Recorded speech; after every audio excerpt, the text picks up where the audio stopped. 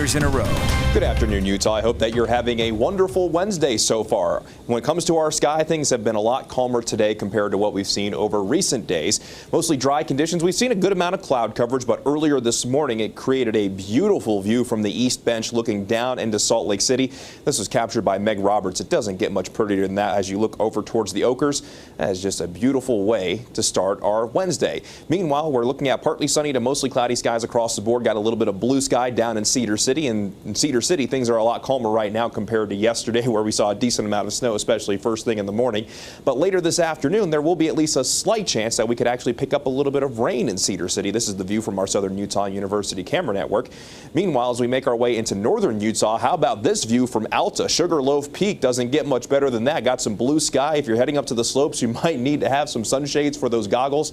But you definitely want to make sure that you stick to the groomers, and for the inbounds areas, there's still plenty of fresh snow to enjoy, because in the backcountry, the avalanche danger remains considerable. When it comes to our temperatures, we're sitting at 28 degrees in Logan, 27 in Heber City, 36 degrees in Salt Lake, 34 in Provo, and 43 degrees in St. George. As we go through today, clouds will gradually continue to increase as we have moisture moving in from the west. But if you look down in southwestern Utah, you're seeing a little bit more in the way of those clouds as a warm front's beginning to lift its way northward, and that's going to bring us at least a slight chance for wet weather in spots mainly along and west of the I-15 corridor. Starting in southwestern Utah, it's going to make its way north, but as it makes its way north, that chance will continue to become less and less. But if you look off towards California, there's a cold front that's now approaching California and the Pacific Northwest. By tomorrow, that's what's going to be moving into our neighborhood to bring us a very good chance for wet weather across the board. But for today, partly sunny to mostly cloudy skies, daytime highs similar to yesterday, if not a little bit warmer. We'll see a high of 39 in Salt Lake, 37 degrees in Provo, 23 in Vernal. So most in northern Utah, we'll see those daytime highs mainly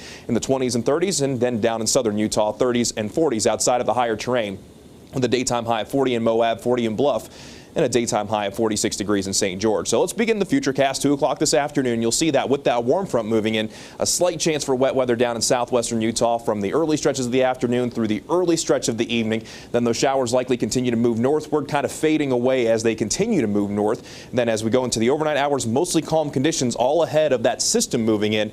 And as we go through Thursday, that chance for wet weather going to increase across the board. And with a southerly flow out ahead of this, temperatures will warm up even more compared to today with 40s along the Wasatch Front. This is going to be mainly a valley rain and mountain snow event. And in fact, that snow line by tomorrow afternoon could climb above 6,000 feet in northern Utah, keeping a good chance for wet weather even as we go through tomorrow night. And then on Friday, with the cold front moving through, the bulk of the moisture goes away, but there will still be enough moisture lingering in behind where we could potentially see that rain transition to snow along the Wasatch Front and down in our northern Utah valleys, but we're not expecting much in the way of accumulations. But speaking of accumulations, we do have a winter storm watch that will be going into effect tomorrow afternoon through Friday morning for our southern mountains. 6 to 12 inches of snow expected. We could see isolated up to 15 inches, and I really think that we could see something similar in the central and northern mountains. It's probably only a matter of time before we see a winter storm watch for the central and northern mountains, or at least a winter weather advisory. But for St. George, we get middle 40s today, a slight chance for wet weather mainly in the afternoon, and then we bring in the chance for rain tomorrow, a better chance for rain, keeping that chance through early Friday, mostly dry Saturday into Sunday, and then the active weather continues into early next week. Along the Wasatch Front, a slight chance later on today, then valley rain, mountain snow Thursday, a slight chance for maybe straight snow as we go through the day on Friday with those colder temperatures moving in. Dry on Saturday, then right back to active weather into early next week on Monday and Tuesday. A lot different than last January, right? Just a little bit, because if you remember, we started 2022 on a great note. We had a wonderful storm, and then January and February just produced nothing.